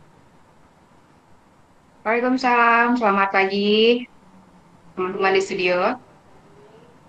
Ya, Bu Yola, yang menjadi kekhawatiran kita bersama, khususnya untuk para pekerja pabrik dan juga warga sekitar, dampak dari radioaktif ini, tadi limbah industri logam yang disampaikan. Sejauh ini apa yang perlu menjadi perhatian terkait kasus ini, Bu? Iya, terkait kasus ini memang harus disadari bahwa dampak dari radiasi ini sangat serius dan besar karena ini merupakan bencana multidimensi yang apabila kita lihat data ini terdapat di 10 titik di kawasan industri estate di Cikande ini, dan ini bukan hanya memberi dampak pada titik-titik tertentu tersebut saja, tapi juga radius kawasan sekitar yang memang ini merupakan kawasan industri dan juga ada kawasan pemukiman. Nah, dari pengamatan yang sudah dilakukan di kawasan ini, tingkat radiasinya itu sudah jauh dari ambang batas, yaitu sekitar ratusan ya, 875.000 atau bahkan mendekati 1 juta pada titik-titik tertentu yang memang tingkatnya jauh lebih tinggi dari yang lain. Nah, ini tentu saja ancaman yang sangat serius bagi bukan hanya lingkungan, tapi juga kesehatan masyarakatnya. Dan perlu diketahui bahwa residunya itu bisa bertahan hingga 30 tahun walaupun dosisnya atau kadarnya itu bisa menurun ya, tapi bisa bertahan pada medianya yaitu lingkungan dan manusia itu sangat lama, lintas dekade bahkan lintas generasi ya. Dan ini sangat-sangat bahaya yang memang harus ditangani dengan serius. Nah, dengan kondisi ini, kawasan yang terpapar dengan radiasi nuklida ini harusnya memang sudah tidak layak untuk bekerja dan huni ya pada titik-titik yang memang terpapar sangat tinggi tadi. Oke, Bu Yola, mungkin yang juga mengkhawatirkan adalah biasanya ibu hamil, anak-anak nih suruh banyak konsumsi seafood begitu ya, terutama udang. Nah, gimana dengan mereka begitu ya? Mungkin tadi sudah dipastikan oleh pemerintah bahwa tidak mengganggu tampak udang lainnya, tapi kan kekhawatiran pasti ada. Ada cara gak sih untuk ibu hamil dan juga anak-anak nih mengenali bahwa ini terkontaminasi atau tidak dan bagaimana cara mengkonsumsinya? Apakah lebih baik tidak konsumsi terlebih dahulu dalam sementara waktu? Ya, untuk kawasan yang terpapar langsung dan kawasan radius sekitarnya, itu saya bisa katakan sekitar 2 km sampai 5 km dari titik utama itu harusnya sudah dilakukan dekontaminasi ya. Jadi apapun yang di kawasan tersebut harusnya sudah tidak digunakan atau dikonsumsi tadi. Nah, dampaknya ini harusnya bukan hanya terhadap pekerja dan warga, tapi kelompok rentan ya. Tadi ibu hamil, anak-anak, dan lanjut usia. Nah, kelompok rentan ini harusnya menjadi perhatian yang khusus ya bagi pemerintah atau pihak-pihak yang menangani bencana multidimensi ini.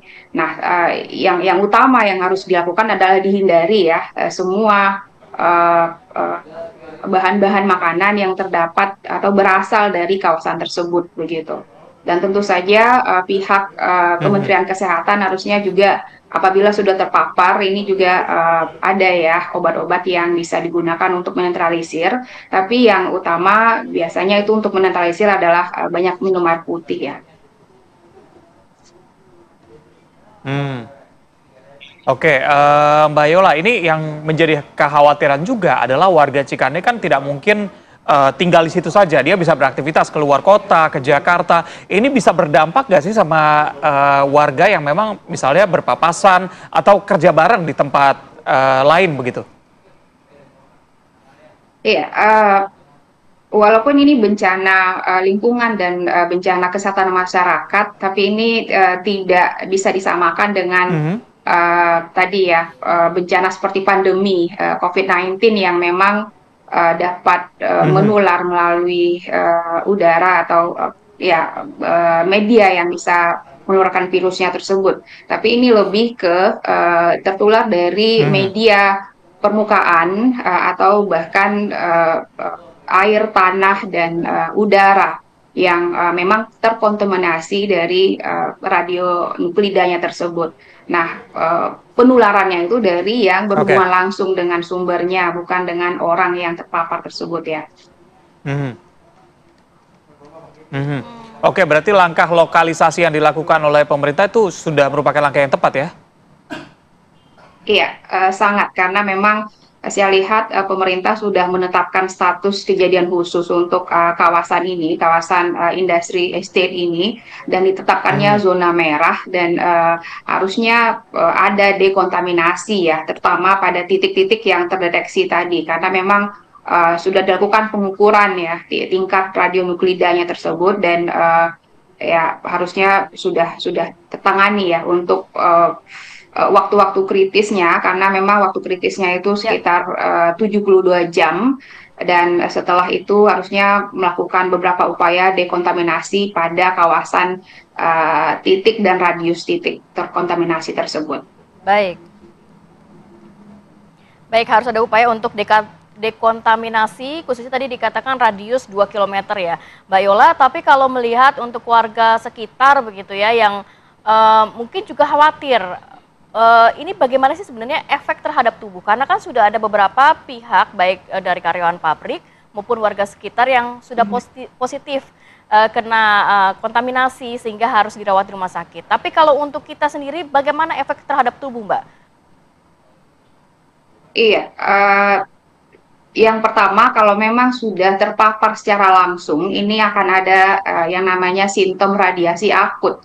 Itu ya, bisa dilihat dari gejalanya seperti muntah, ya, mual, dan apabila sudah masuk ke sistem tubuh ini bisa merusak jaringan, bahkan bisa merusak organ. Dan pada jangka panjang ini bisa menyebabkan kerusakan organ lainnya seperti jantung, ginjal, dan ada kemungkinan bisa terdampak pada kanker ya, penyakit kanker. Nah, namun kalau detailnya pasti ini dikomentari oleh pakar kesehatan ya, tapi langkah yang sudah dilakukan saat ini untuk membawa para korban ini ke rumah sakit yang memang harusnya bisa menangani ini itu sudah tepat. Oke, jangan sampai kita terkena radiasi tapi radiurus ya, jadi harus ke rumah sakit tadi untuk mengecek kesehatan. Terima kasih sudah bergabung bersama kami, pengamat lingkungan Mbak Linyola. Terima kasih. Oke pemirsa, kita harus jeda dulu sejenak, nanti kita hadirkan informasi ledakan dahsyat mengguncang sebuah rumah di kawasan Taman Palem Lestari, Cengkareng, Jakarta Barat. Saat lagi tetap bersama kami di Apa Kabar Indonesia Pagi.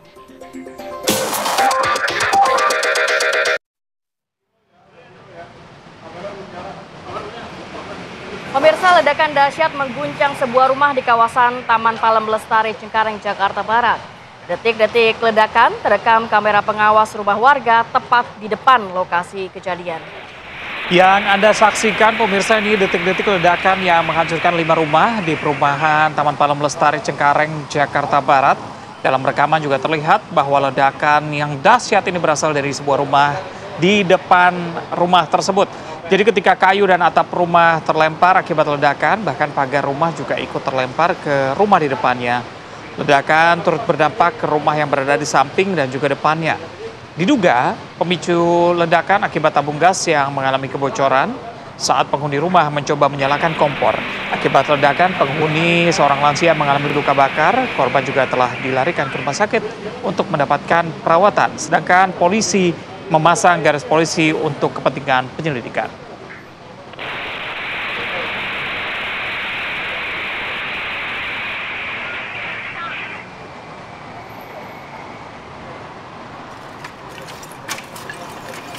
Pasca terjadinya ledakan tabung gas 12 kg di sebuah rumah di perumahan Taman Palem Lestari, Cengkareng, Jakarta Barat, kepolisian unit reskrim Polsek Cengkareng menggelar olah tempat kejadian awal. Jadi polisi juga telah melakukan pemeriksaan terhadap 2 orang saksi untuk mengetahui penyebab pasti ledakan. Kapolsek Cengkareng mengatakan tercatat ada 2 orang korban luka akibat ledakan yang masih mendapatkan penanganan medis. Rencananya olah TKP akan kembali dilakukan untuk mengetahui penyebab pasti ledakan tersebut.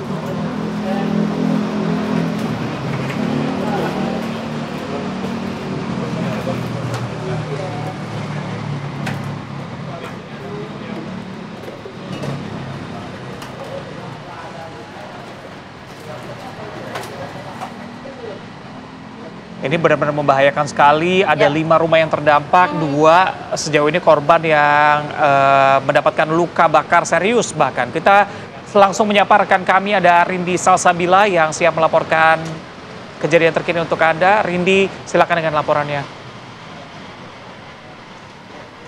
Ya, selamat pagi Reza, Rati, dan juga pemirsa. Saya mengabarkan saat ini langsung dari tempat kejadian perkara atau TKP, tempat meledaknya diduga gas LPG 12 kilo di perumahan Taman Palem Lestari, Cengkareng, Jakarta Barat. Dan ini saya tepat ada di depan rumah yang terdampak utama begitu ya, tempat di mana meledaknya gas LPG 12 kilo ini, yang mana seperti yang tampak di layar kaca Anda, ini kerusakannya sangat parah karena memang ini ledakannya dahsyat begitu ya, yang mana tadi kami sudah berbincang-bincang dengan warga sekitar. Memang ini untuk ledakan gas LPG 12 kilonya ini terjadi sekitar pukul 6 pagi waktu Indonesia Barat, Rabu 15 Oktober 2025. Adapun berdasarkan hasil olah TKP yang dilakukan oleh pihak kepolisian, ini diduga kuat begitu ya, ledakan tabung gas LPG 12 kilo, dan tadi pun juga warga menjelaskan bahwa ini untuk tabung LPG-nya itu tidak pecah gitu ya, namun memang memberikan dampak yang luar biasa begitu. Adapun akibat dari peristiwa ini ada 2 korban yang mengalami luka-luka, yakni yang pertama ES atau penghuni dari rumah dengan nomor 2A27 nomor 37 ini, yang mana ia berusia 73 tahun, memang merupakan perempuan lansia begitu ya, dan ia pun mengalami luka bakar hingga 70%. Sementara untuk korban yang satunya lagi, yakni berinisial WF, berusia 47 tahun, merupakan tetangga, yang mana ini dapat kami tunjukkan pada Anda, beliau memang merupakan tetangga di sebelah rumah nomor 37 ini begitu. Dan untuk WF yang berusia 47 tahun perempuan ini mengalami luka di kepala dan pinggul akibat tertimpa reruntuhan saat ia tertidur. Dan memang pemirsa bisa dilihat begitu ya, ini dampaknya sangat luar biasa. Bisa dilihat dari atapnya ini sudah rubuh, bahkan tadi beberapa menit sebelum kami melaporkan kepada Anda, Reza, Ratih, dan juga pemirsa, sempat ada reruntuhan yang jatuh begitu. Lalu ini untuk kanopi di depan rumah juga ambruk begitu ya, hancur, dan ini di bawah genteng-genteng sudah berceceran begitu ya, sudah berhamburan. Dan memang berdasarkan informasi yang kami terima begitu ya dari warga sekitar, ini untuk dapurnya terletak di bagian belakang rumah, yang memang ini untuk ventilasinya ini sangat minim begitu ya, memang sirkulasi udaranya itu sangat minim. Dan berdasarkan informasi dari Polsek Cikarang, memang ini berawal dari ES begitu ya, berusia 73 tahun.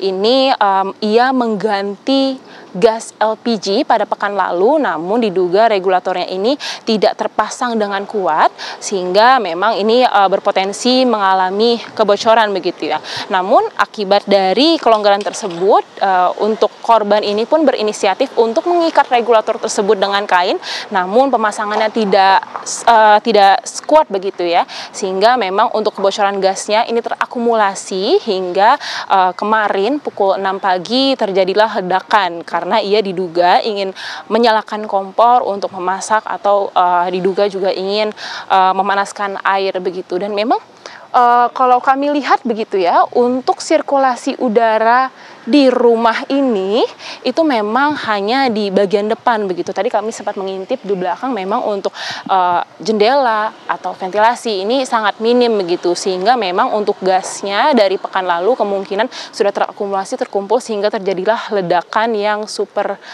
besar ini begitu. Dan memang pemirsa, untuk kedua korban ini sudah langsung dilarikan ke rumah sakit berdasarkan informasi yang kami terima. Ini untuk pertama mereka langsung dirujuk ke Rumah Sakit Ciputra Kalideres Jakarta Barat. Dan terkait bagaimana aktivitas dari korban yang tinggal di rumah nomor 37 ini untuk ES begitu, ia memang merupakan lansia yang tinggal sendiri. Memang ia tidak tinggal bersama anak-anaknya, namun anak-anaknya juga terkadang mampir begitu untuk menjenguk beliau. Dan dapat kami sampaikan pemirsa sekali lagi bahwa penyebab dari meledaknya gas tabung LPG berukuran 12 kg ini diduga karena regulator yang tidak kuat begitu ya. Dan dapat kami tunjukkan juga kepada Anda bahwa untuk rekaman video yang viral begitu ya saat kejadian meledaknya tabung gas LPG ini adalah berasal dari kamera pengawas di rumah ini, rumah nomor 5, yang mana berdasarkan rekaman CCTV yang beredar di media sosial. Di sini memang rekaman CCTV-nya merekam bahwa ini meledaknya sangat amat besar hingga berdampak ke rumah nomor 5 ini, yang mana ini bahkan pagarnya sampai hancur begitu ya. Dan ini juga turut dipasang pembatas. Dan tadi juga kami mendapatkan informasi bahwa untuk penghuni rumah ini sedang mengungsi begitu ya. Dan ini seperti yang terlihat di layar kaca Anda, ini sangat parah ya. Bahkan untuk genteng dari rumah nomor 37 ini terlempar sampai sini. Lalu juga ini untuk dari kanopinya juga terlempar. Lalu untuk pagar yang nomor 5 ini bahkan sampai terlepas begitu ya. Namun beruntung tidak ada korban jiwa dalam peristiwa ini. Dan kami pun juga mendapatkan informasi bahwa dari pihak kepolisian pun akan kembali melakukan olah TKP untuk mengetahui lebih pasti apa penyebab dari ledakan yang terjadi di perumahan Taman Palem Lestari, Jakarta Barat ini. Sementara demikian laporan dari kami, Reza dan Ratih, kembali ke studio. Baik. Rindi, tadi kita sudah melihat dampaknya seberapa dahsyat begitu ya ledakan, sampai tadi bahkan penghuni depan rumahnya harus mengungsi terlebih dahulu. Tapi apakah dari warga sekitar juga Anda mendapatkan informasi adanya ganti rugi, siapa nanti yang akan membayar dan sebagainya, Rindi? Ya Reza, sampai saat ini kami masih belum mendapatkan informasi lebih detail begitu terkait ganti rugi yang rencananya akan diberikan kepada korban. Namun tadi kami sudah berbincang dengan warga bahwa ledakan ini sangat terdengar keras begitu ya. Bahkan jika kami dapat gambarkan di perumahan Taman Palem Lestari ini ada dibatasi oleh tembok yang mana di sebelahnya adalah perkampungan warga. Dan dari berdasarkan kesaksian dari warga begitu ya, dari warga perkampungan tuh mengaku mereka juga mendengarkan begitu adanya ledakan pada pukul 6 pagi tadi. Dan tadi pun juga warga sekitaran di sini juga mengaku bahwa mereka terkejut begitu ya ketika ingin mengantarkan anaknya sekolah, lalu juga ingin bekerja, mendadak mendengarkan ledakan yang sangat besar, padahal rumah mereka ini berbeda gang begitu ya dengan rumah nomor 37 ini, sehingga dapat diartikan memang untuk suara dari ledakan ini ataupun dampak dari ledakan ini sangat besar sehingga memang menarik perhatian warga. Artinya ini juga memang bukan ledakan kecil begitu. Reza. Baik. Terima kasih Rindi Salsabila atas laporannya langsung dari Jakarta Barat, dari Cengkareng, Jakarta Barat, dan selamat bertugas kembali.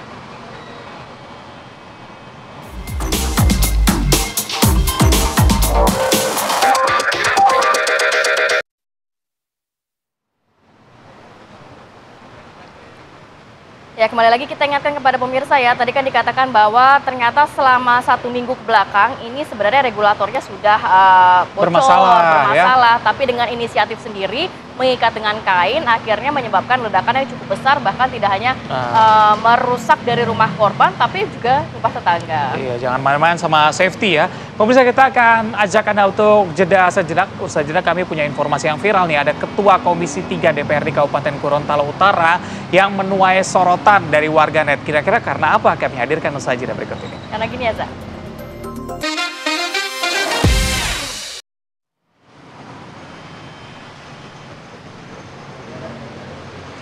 Seperti biasa pemirsa, kita hadirkan kabar yang viral-viral untuk Anda. Ini kabar viral pertama, ada terlihat pembatas hingga atap jembatan yang sudah hilang. Bahkan kondisi JPO ini di Jalan Daan Mogot sudah ditutup karena kondisinya yang memprihatinkan ya. Kita lihat seperti apa. Kondisi JPO tersebut tidak memiliki atap dan juga besi penjaga yang dapat membahayakan warga sebagai pengguna. Jadi kondisi ini memang sudah berlangsung sejak 1 tahun lalu pasca ditabrak truk yang membuat atap JPO ini ambruk.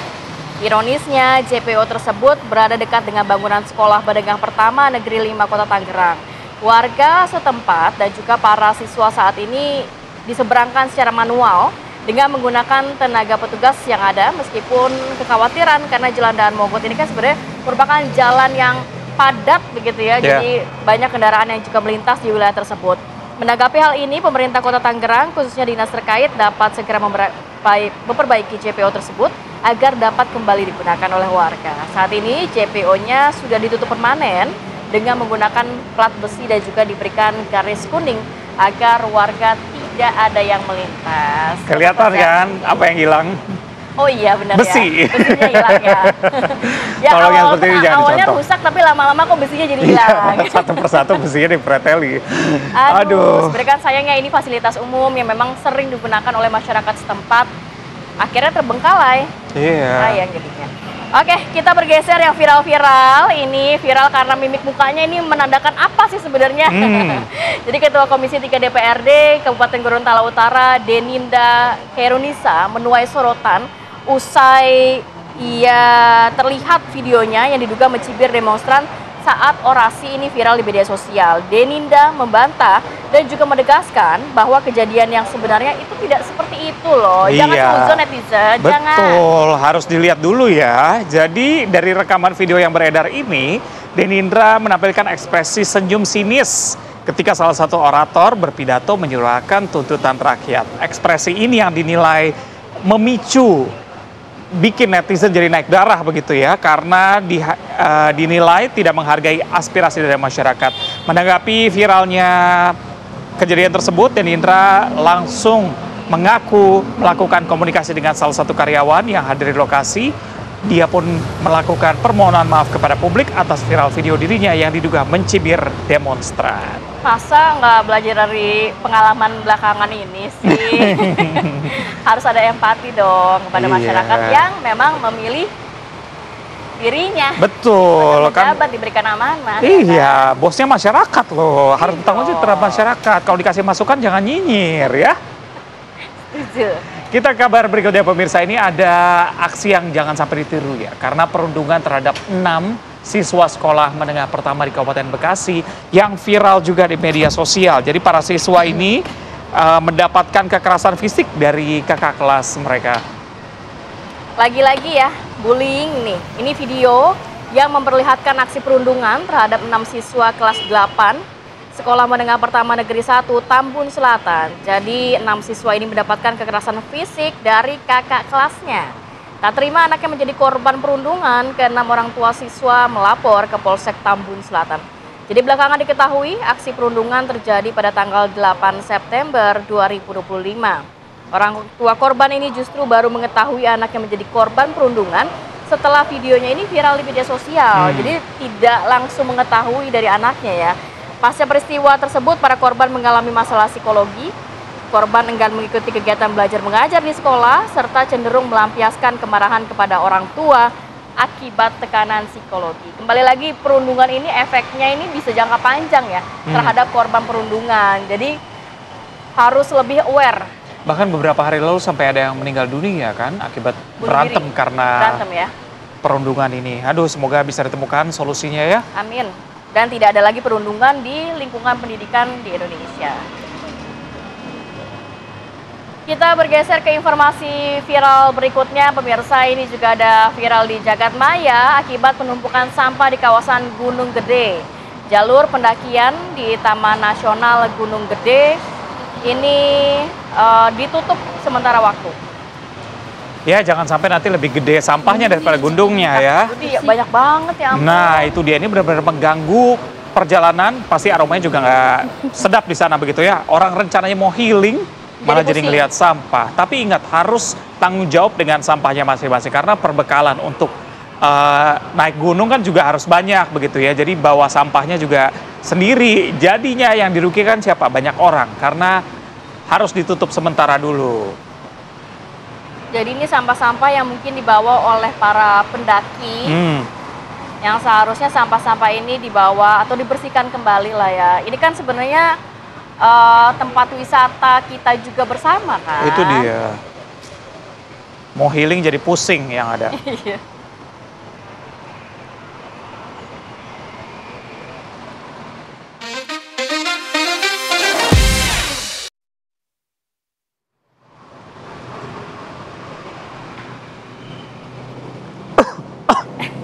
Kenapa, Zah? Agak nggak enak tenggorokan saya nih. Lagi batuk. Berapa hari batuk. Radang. Ya.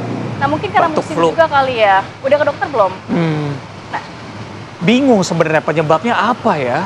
Karena cuacanya ekstrim. Terus Reza mungkin kurang vitamin. Kurang makan sehat. Kurang vitamin D, duit. Nah, mungkin pemirsa juga ada yang mengalami hal serupa seperti Reza. Belakangan kok kayaknya batuk pilek gak sembuh-sembuh. Itu informasi selengkapnya nanti kita akan hadirkan di acara program Hidup Sehat saat lagi setelah Apa Kabar Indonesia Pagi. Akhir kata, saya Kamarati Kusuma. Saya Reza Baluel, terima kasih. Sampai jumpa.